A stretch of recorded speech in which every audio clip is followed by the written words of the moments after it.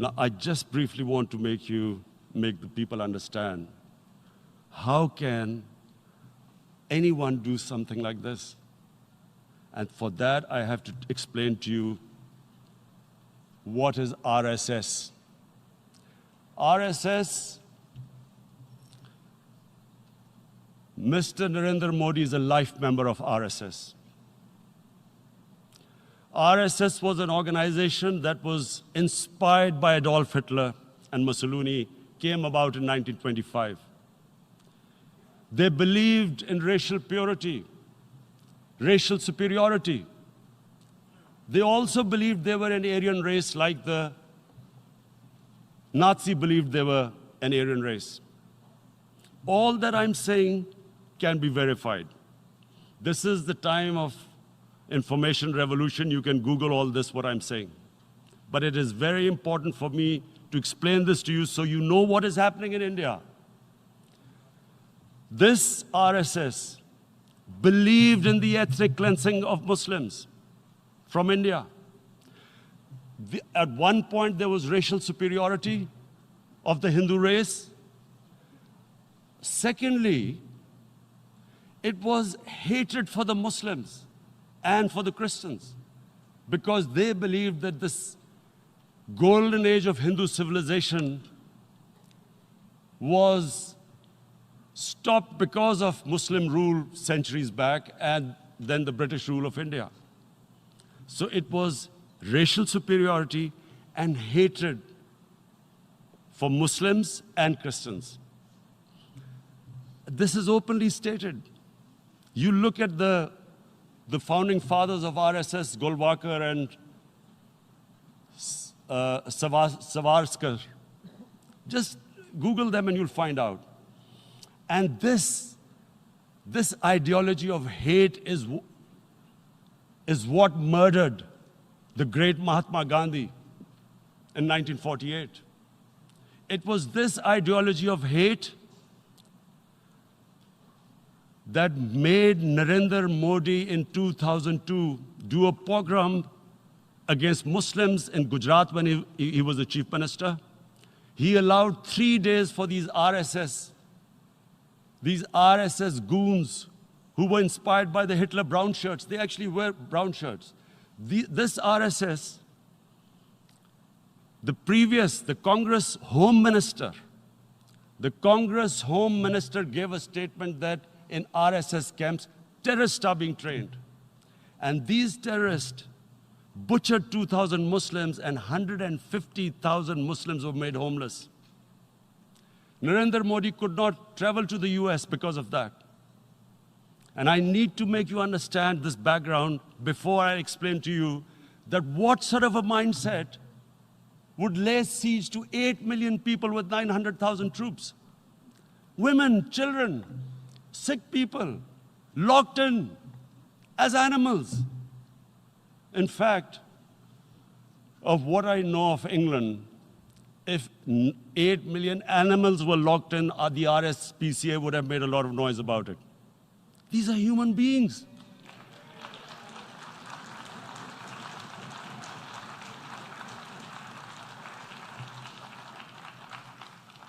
And Mr. President, what comes with racial superiority, these illusions of Aryan superior race, is arrogance.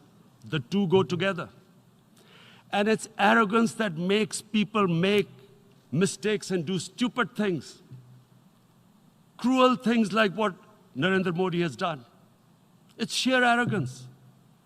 And it's arrogance that has blinded him from the fact that what is going to happen when the curfew is lifted? Has he thought about it? This hasn't been thought through. What is he going to do when he lifts the curfew? Does he think that people of Kashmir will quietly accept the status quo because India has changed the constitution and taken away the special status? They'll accept that? Mr. President, 100,000 Kashmiris have died in the past 30 years because they were denied the right given by the United Nations, the right for self-determination. 100,000 have died and 11,000 women have been raped. There are two United Nations human rights reports on this.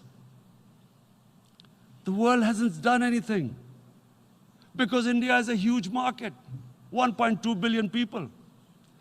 Sadly, the material prevails over the human. But this has serious consequences. Again, I repeat, that's why I'm here. Look, what is going to happen when the curfew is lifted will be a bloodbath. The people will come out. There are 900,000 troops there.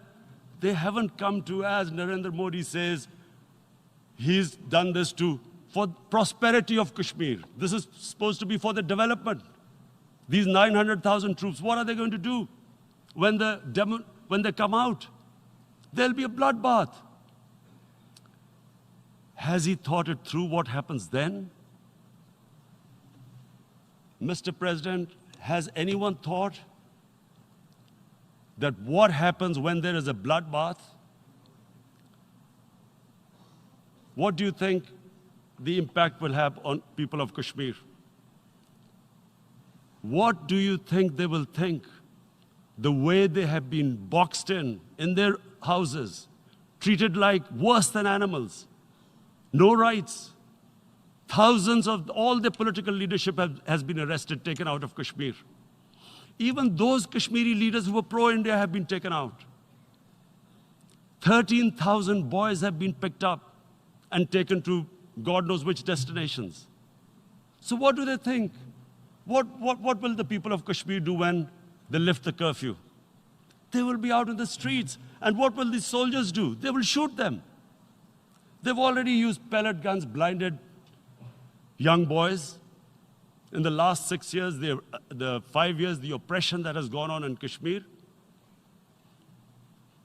And so, Kashmiris will be further radicalized. Mr. President, there will be another Pulwama. And guess what? India will blame us. They're already blaming us. They're saying all this is happening because of Pakistan. One of their defense ministers said, there are 500 terrorists lined up on the border to go in. Why would Pakistan send 500 terrorists when there are 900,000 troops? What impact are they going to make? What will they do? And don't we know that the moment there is some terrorist attack, all that will happen is there'll be further cruelty and oppression of the people of Kashmir. We will just give the 900,000 troops to further crush the people of Kashmir. And then we'll give the Indian government an excuse that, look, Pakistan is a terrorist state, and this mantra that has gone on, Islamic terrorism. The moment you use this catchword, Islamic terrorism, the whole world turns away. No one talks about human rights. You can do whatever you want, which is what has happened in Kashmir, because they keep using this word, Islamic terrorism. And this is what they're doing right now. What do we benefit from further increasing the cruelty on the people of Kashmir? And why would we want this? But there is no other narrative left for India. As when they lift the curfew, whatever happens, Pakistan will be blamed, and there is always a danger of another Pulwama. They might come and bomb us again, and then another cycle might start. And what does Narendra Modi think? That 180 million Muslims of India are thinking right now. Aren't they watching these Kashmiris stuck inside for 55 days they've been stuck in? Aren't they watching? What do you think? Don't you think that the Muslims will be radicalized in India? And I'm talking about 180 million people. And when they get radicalized, there will be some incident in India somewhere down the line. Again, we will be blamed. And I'm warning you right now, again, we will be blamed. And Mr. President, what about 1.3 billion Muslims who are watching this? And they know that it is only happening in Kashmir because they're Kashmiri Muslims. This is not happening to Kashmiri Hindus.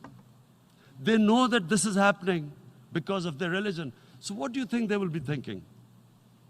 What do you think the Jewish community would think if there were, forget 8 million, 8,000 Jews stuck like this? What do you think Europeans would think? What do we think?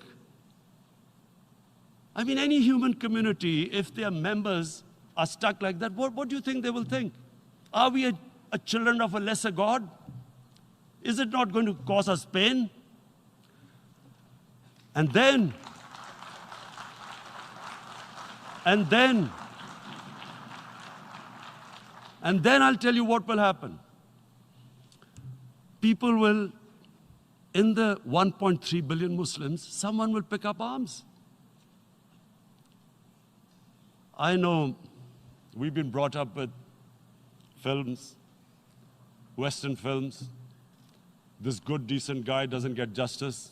He decides to pick up a gun and start seeking justice. There was a film made in New York, famous film called Death Wish. This guy gets mugged by and his family, his wife gets killed or something. He can't get justice. He picks up a gun and he goes around shooting muggers. And the whole cinema cheers him on. So what do you think the Muslims are thinking right now?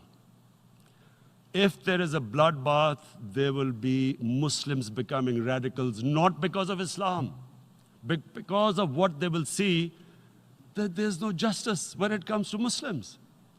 There were Rohingya Muslims, Myanmar, who are, God knows, almost 1 million people out, ethnic cleansing. What was the response of the world community? So what do you think will be the response of 1.3 billion Muslims? I picture myself. I'm in Kashmir. I've been locked up for 55 days. I have heard about, and there are rapes, Indian Army going into homes, soldiers. Would I want to live this humiliation? Would I want to live like that? I would pick up a gun. You're forcing people. You are forcing people into radicalization. When people lose the will to live, what is there to live for? And this is what, if you can do this to human beings, you are actually radicalizing people. And so, Mr. President, I want to repeat here, this is one of the most critical times. There will be a reaction to this. Pakistan will be blamed. 2 nuclear-armed countries will come face to face like we came in February. And before we head in that direction, the United Nations has a responsibility. This is why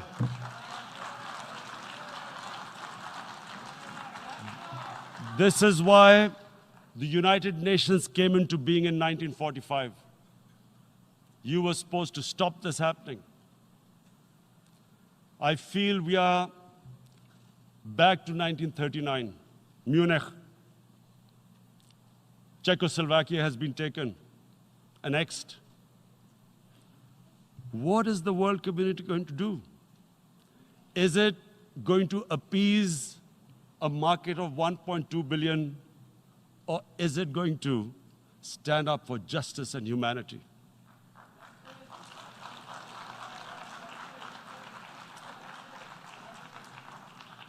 If this goes wrong, you hope for the best, but be prepared for the worst. If a conventional war starts between the 2 countries, Mr. President, if a conventional war starts, and anything could happen, but supposing a country 7 times smaller than its neighbor is faced with the choice, either you surrender or you fight for your freedom till death.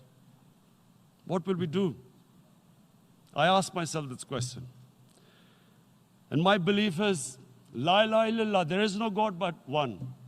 And we will fight. And when